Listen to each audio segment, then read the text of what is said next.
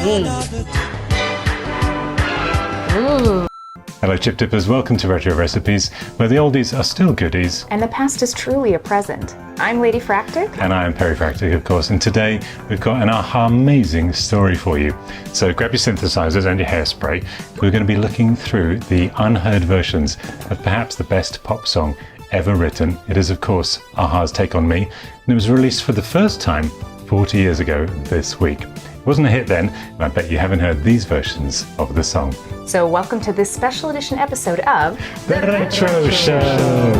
Welcome. Ha ha! Aha, no H. Ah. Back of the ditch. Now that's just a fun negative harmony version that somebody made of the song. But our true story begins in 1979 when the band Bridges was formed. Here they are. Were they London bridges?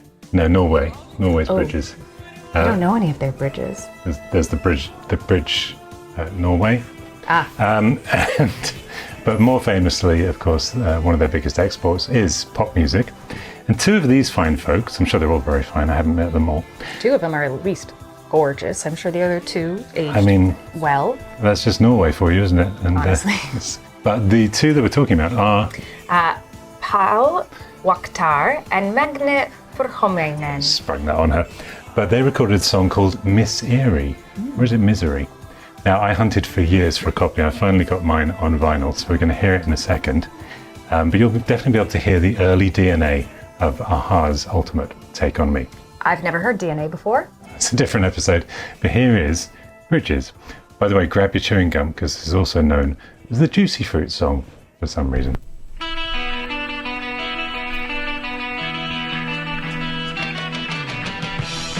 Sound like Take On Me?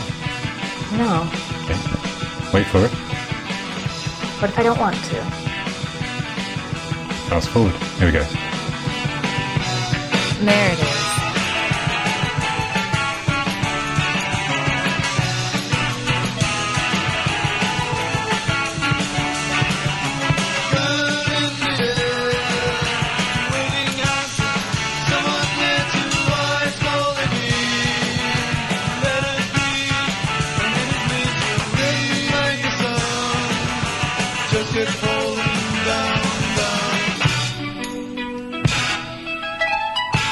Just casually bring in another synth. Showing off some skills. Giving Beach Boys. Yeah. Just walking the bass.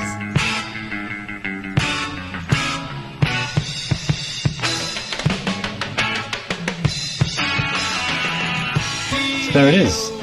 Kind of eerie hearing that now, isn't it? Miss Eerie. She loves my jokes. But their misery wasn't to last for long because in 1982, although their bridges collapsed, they met a young chap called Morten Harket and released a demo called Lesson 1. This was produced by John Ratcliffe. Come on, sing after me. I'm happy as can be. Now I like to call it the chicken song or the cockerel song. You'll hear why. Ain't no better to be safe than sorry.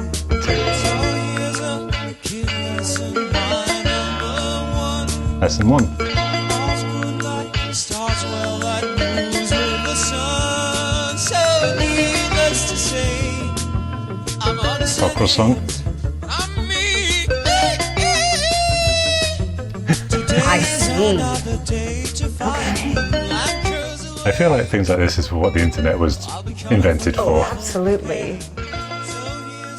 It's actually quite a nice chorus, but ultimately got replaced by, I think, bits from Miss Eerie. Oh, for sure. Yeah. I would say that that's not... 90% of that song is like nice and relaxing. You just hit yourself in the face. I did. Carry on. Let me fix my lipstick. You look good. 90% of that song is like soothing and relaxing, and then like a real rooster, the cockerel makes sure you're listening. I have a theory he may have just been clearing his throat, like, you know, during singing he Is that how needed men to... clear their throats? I won't do it now, I'll wake the baby, but yes, definitely. So there it is, the Cockerel song, Lesson 1, 1982. I learned my lesson. We all did. But you can really hear those, obviously, the synth, of course. synth elements starting to kick in. It's like watching a pixelated image come into focus, 8-bit into HD. Exactly, very well said. Thank you. Well done, I like that. Oh, you're welcome. So after that, from 1983 to 1984, they started trying to really hone in on this song. The record company knew that they had something gold there. Obviously, the way the band looked as well, particularly this half-drawn lady on the left that was one of their prominent members. We'll come to her in a minute, actually. But we've mashed on 3 demos, instrumental and vocal demos, from that period. It took a bit of digital archaeology, but here they are for you.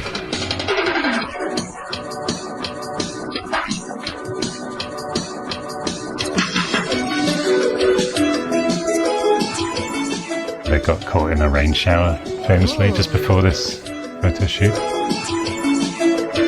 They never smiled. That was their thing, to just like...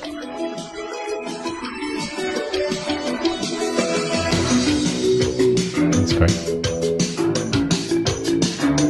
I like the bass-heavy version of this. Well, more bass coming.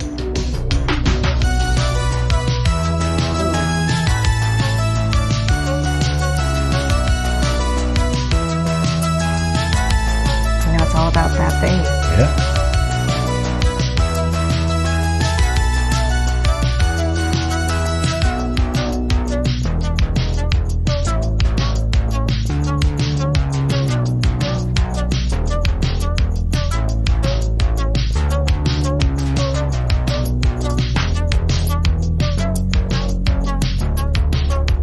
But this is Twickenham Studios, by the way.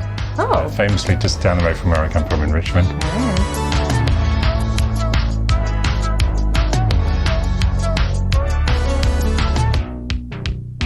Now we've got a vocal demo bit as well here. You take it. Talking away. I don't know what I to say. I'll say it anyway. Or you can sing along at home as well. Today's another day to find you shying away. I'll be going for your love, okay. Now we've got the chorus for the first time appearing. Take me on. I'll be gone Would he hit that high note? in a day or two. Every time. He's like, that's where my natural register is. Could have been an opera singer, I think. There it is. So it's amazing just like hearing it come to life. But next they were going to release a single based on those demos. So this was produced by Tony Mansfield.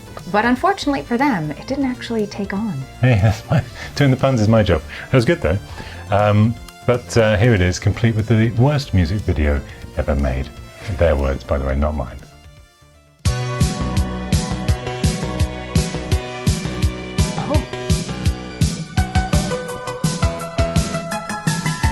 I learned this in school in 1985. Oh, I'm sure. On the piano. I If you remember want it to well. know how to play, here are the notes. Yeah. So he got caught in another rain shower, sadly. It's a lot of rain in England. Talking away. I don't know what to say. I'll say it anyway. Today's another day. The director says, Morten, how many rips do you want in your clothes? And Morten says, yes. He actually got mugged on the way to the studio. Oh, that's what happened. Yeah, I remember that story.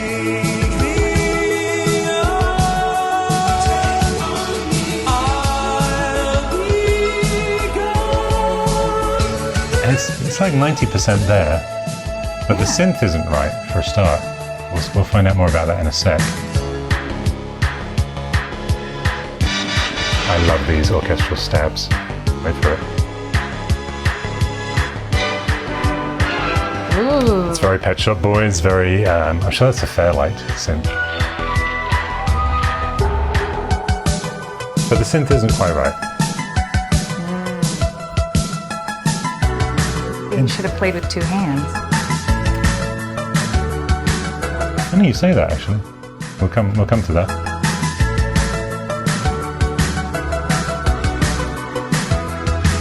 Make love to the microphone stand. All the things that we say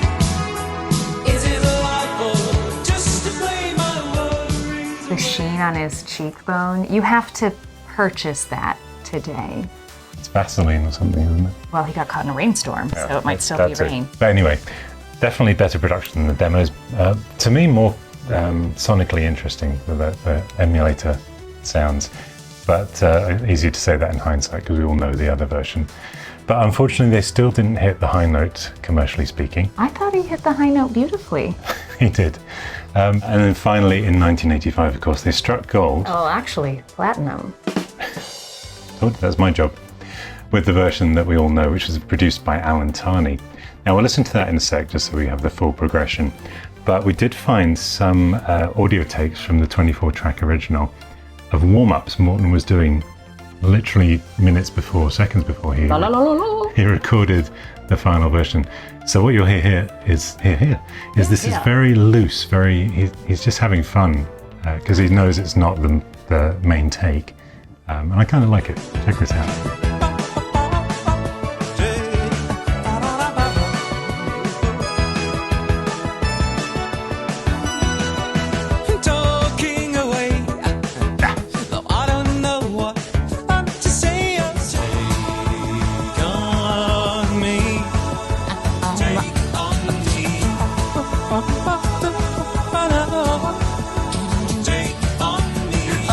Morten Harket, the drum machine.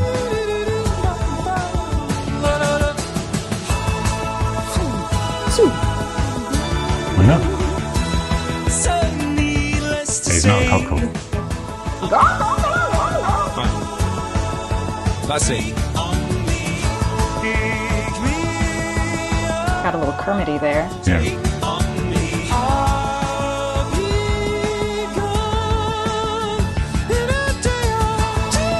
High note again.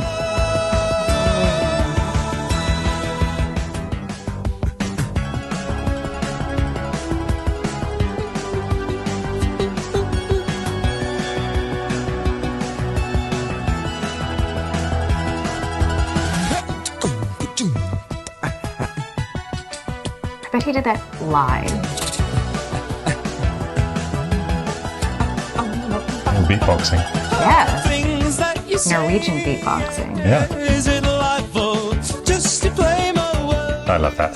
So Morten just having fun before not realizing he's about to shine away and strike gold. Fantastic. Who's Morten?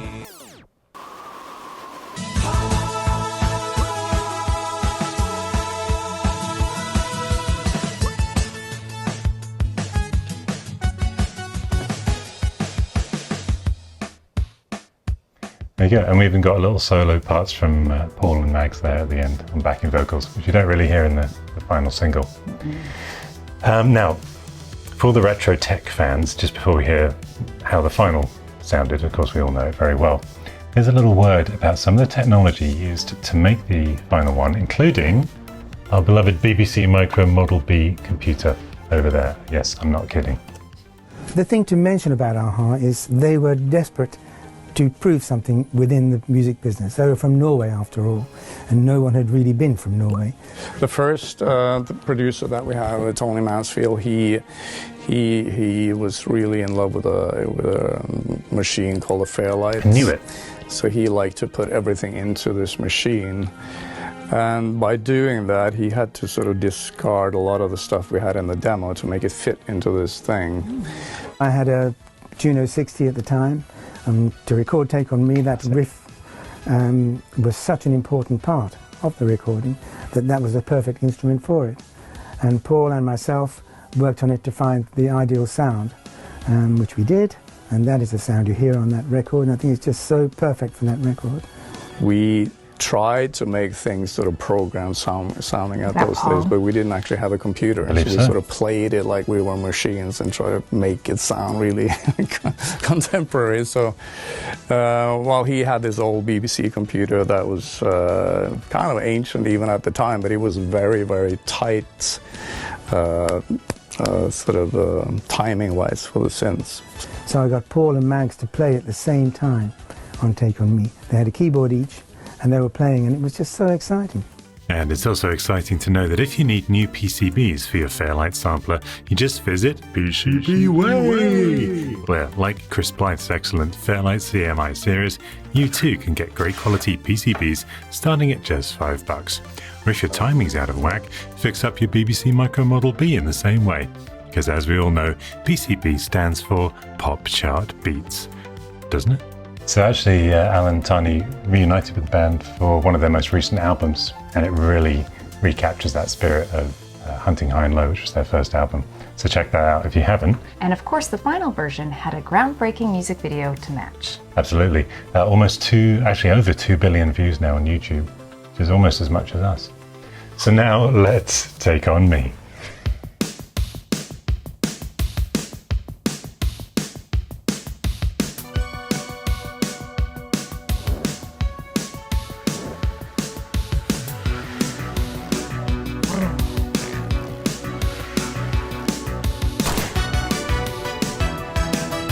Is that Juno 60? They're both playing at the same time. We've got it playing twice here. That's why it sounds so uniquely full here as a synth compared to other synths. Here is the version we all know and love. Talking away. I don't know what to say. I'll say it anyway. Today is another day to find you shying away. I've been coming for your love, okay?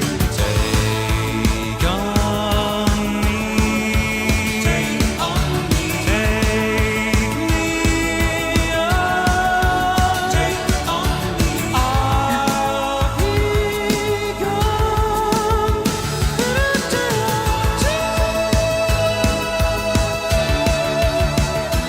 So needless to say, I'm all sentence, but I'll be stuck. Love it. Now, do you know there's an ending to this music video, a kind of secret ending that nobody's really seen? I say that because in America particularly, they think of Aha as a one-hit wonder. We even heard someone say it on the radio the other day, Over and over. which is crazy if you're from Europe. I mean, they did a Bond theme, The Living Daylights, of course. No, they didn't, according to America. But their second single, The Sun Always, I think it was second, The Sun Always Shines on TV, which is about how things always look rosy on television and in movies, even Bond films. They hid this little bit at the beginning, which serves as an ending Oh, because she didn't pay. to this story. Well, at the end of this, they, of course, Spoilers. walk off into the sunset together, and she gets him out of Paperland. And then, in the finale, we get a little reprise here. And this is such a beautiful song as well.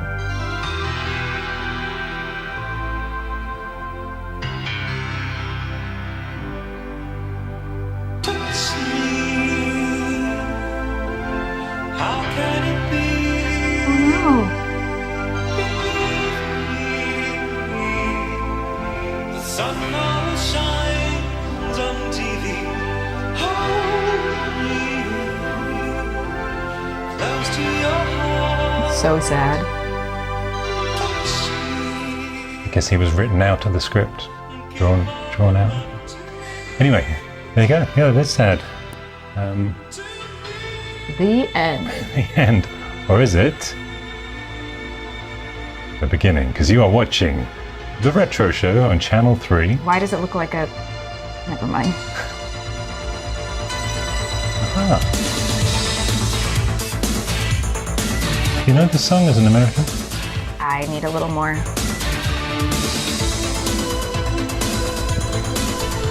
That's how you play. 2 hands. Yes, it's the thing so far away from the keyboard. They're like, we can't really read you playing. Can you play a bit more dramatically? It's like,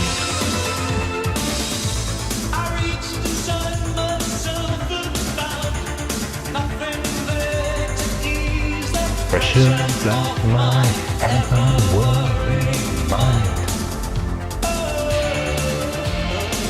You get the idea. Do you know it? They don't know it in America. It's crazy. very good. Getting a divorce immediately.